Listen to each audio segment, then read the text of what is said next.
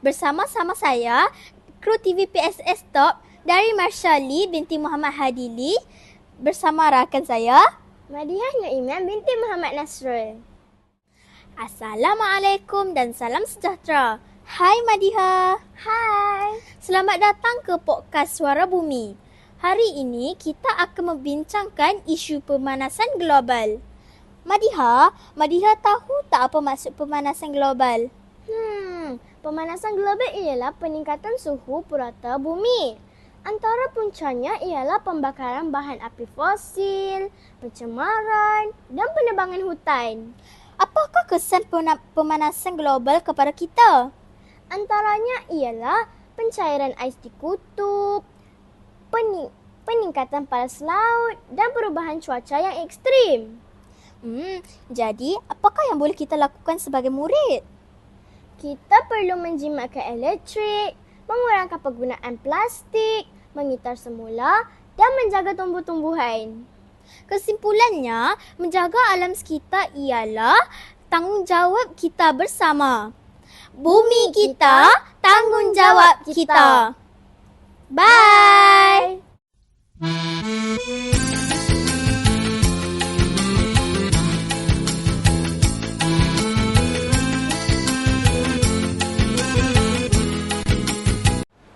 Bumi indah, anugerah Tuhan. Hijau subur menjadi harapan. Jangan dicemar sepanjang zaman. Peliharalah alam demi kehidupan. Asap kenderaan mencemar udara. Pokok ditebang, hilanglah rimba. Suhu meningkat, mengancam dunia.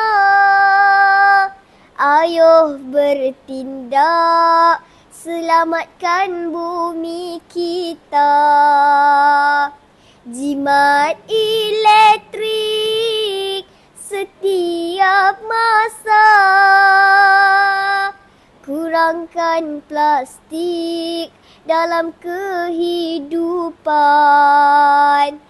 Tanam pokok bersama-sama. Bumi terpelihara menjadi impian. Wahai semua, ayo bersama jaga alam sepanjang masa. Bumi kita, tanggungjawab bersama agar selamat generasi kita. Sekian, terima kasih.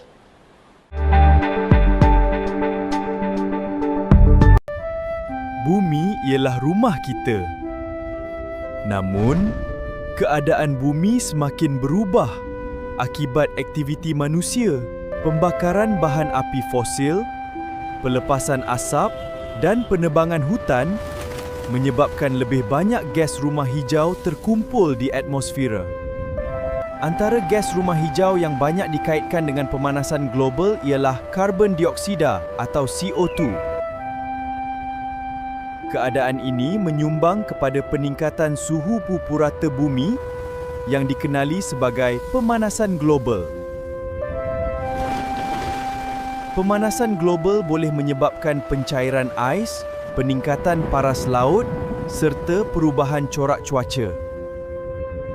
Kita semua boleh membantu mengurangkan kesan pemanasan global. Jimat tenaga, kurangkan pembaziran, tanam pokok dan amalkan kehidupan yang lebih lestari.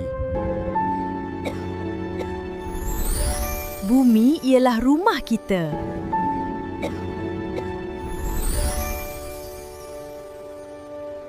Marilah bersama-sama menjaganya untuk generasi akan datang.